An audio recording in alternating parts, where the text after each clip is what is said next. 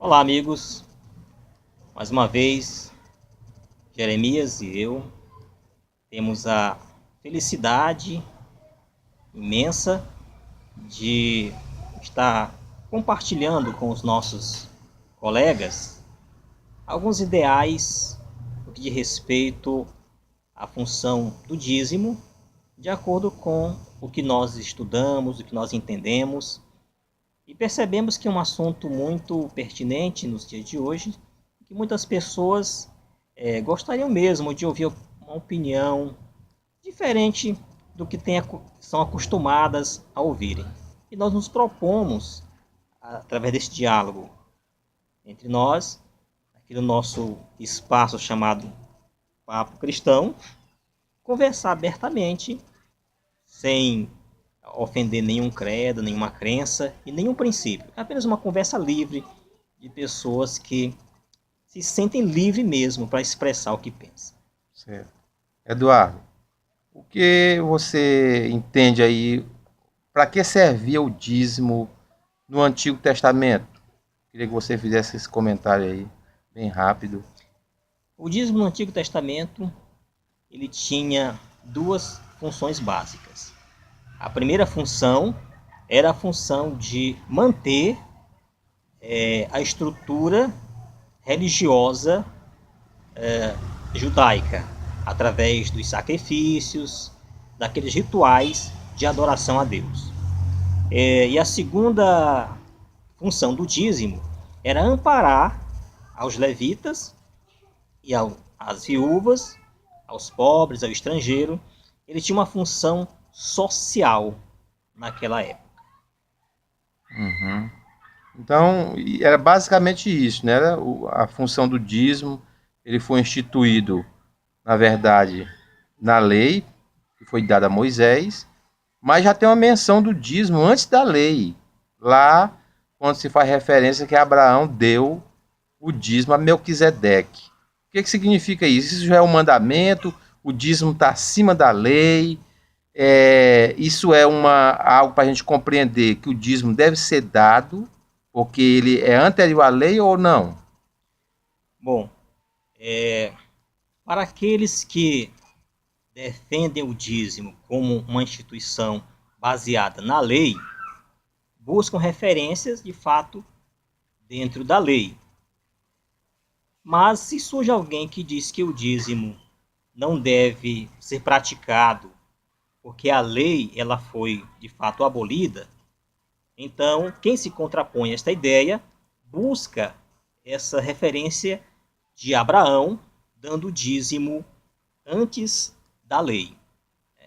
Mas antes da lei estabelecida por Moisés. Porém, já existia a lei de Deus, já existia sim a lei de Deus, no que se refere o trato para com o próximo. E no caso de Abraão, certamente ele estava sujeito a algum tipo de lei, e foi exatamente nesta lei que Moisés deve ter feito uma adaptação para introduzi-la no seu código, porque ele achou coerente levar adiante uma coisa que realmente podia funcionar. Lá no caso de Melquisedeque, Abraão deu o dízimo de tudo. Mas de tudo o quê? De tudo que ele havia adquirido no despojo de guerra.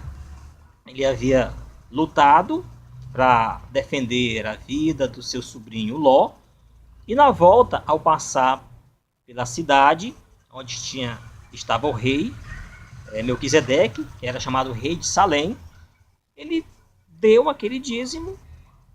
Podemos ver ali quem sabe, uma figura de Cristo, e ele recebendo o dízimo de Abraão. Mas o que nós podemos entender de tudo aquilo é que, quem sabe, havia uma questão, acho que mais tributária, como se fosse para passar por aquele local, tinha que pagar um pedágio, alguma coisa. Eu não vejo assim, muita função eclesiástica no fato dele ter dado dízimo para Melquisedeque. E a gente pode até, num tom de brincadeira, dizer que foi até fácil dar o dízimo, Abraão dar o dízimo, porque dar o dízimo daquilo que não era dele era muito fácil, né? Ou seja, estava dando dízimo daquilo que nem dele não era. Ele tinha tomado de outros povos ou de uma tribo que ele foi em busca do seu sobrinho Ló.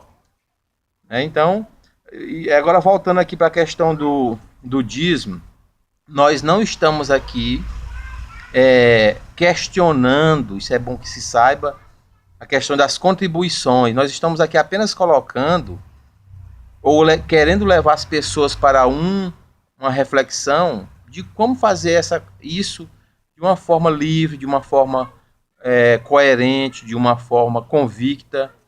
E o que a gente vê aqui no Antigo Testamento, o dízimo era destinado para determinadas coisas, né? Como dar sustento à classe sacerdotal e, como você já falou, dar também socorro a determinadas classes de pessoas, pessoas que estavam em perigo social, como viúvas, os órfãos, os estrangeiros, né? Então, a gente vê que as contribuições no Novo Testamento, que é aonde a gente quer chegar, elas não perderam essa função, né? Talvez não tenha esse nome dízimo, não tenha uma determinação percentual. A gente não encontra isso no Novo Testamento, na Nova Aliança, uma determinação percentual e impositiva de que você tem que dar, melhor dizendo, de qualquer forma. Então, é isso que a gente quer esclarecer. Então, nós vamos ver agora a questão do dízimo, ainda no Antigo Testamento, aquele texto que eles citam muito, né? Hoje, nas igrejas, nas denominações, está muito em voga o texto de Malaquias, capítulo 3, versículo 10.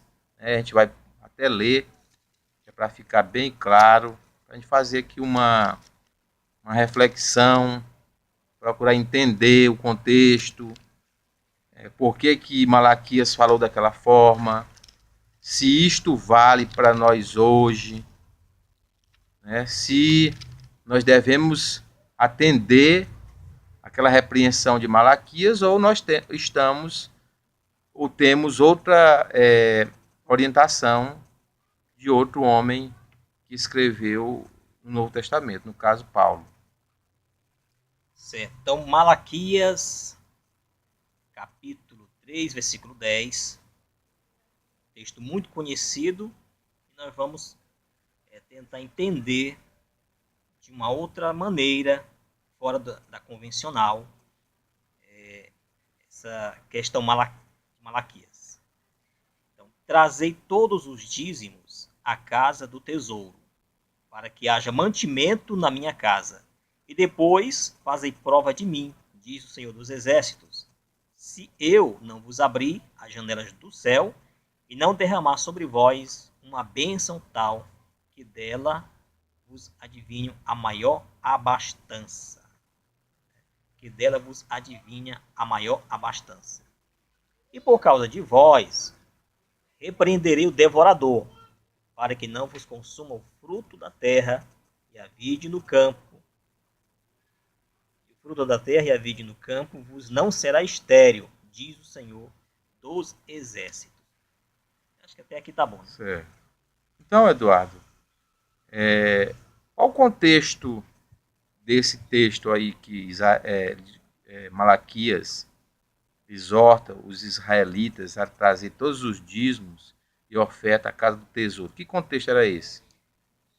De acordo com o que a gente tem estudado, era um contexto dentro da reestruturação de Israel após o cativeiro babilônico. Certo. E o que me chama a atenção nesta passagem é que o profeta diz: trazei todos os dízimos. Imediatamente, de acordo com os ensinamentos odiernos, pensam que todos os dízimos sejam aquele percentual mensal, mas dentro do contexto onde dízimo aparece na Bíblia, todos os dízimos, é porque o dízimo ele era dado anualmente e de 3 em 3 anos havia um dízimo que era dedicado ao atendimento dos necessitados. Então, eu acredito que todos os dízimos eram incluindo esse dízimo anual e esse dízimo também a cada 3 anos. Então, envolvia todos os dízimos por uma necessidade urgente de reestruturação da nação judaica na volta para Jerusalém. E o sinal maior era o retorno dos ofícios dos sacerdotes no templo de Israel. Pois bem, agora a gente vai só fazer uma pausa aqui, vamos continuar com o assunto agora na segunda parte desse vídeo.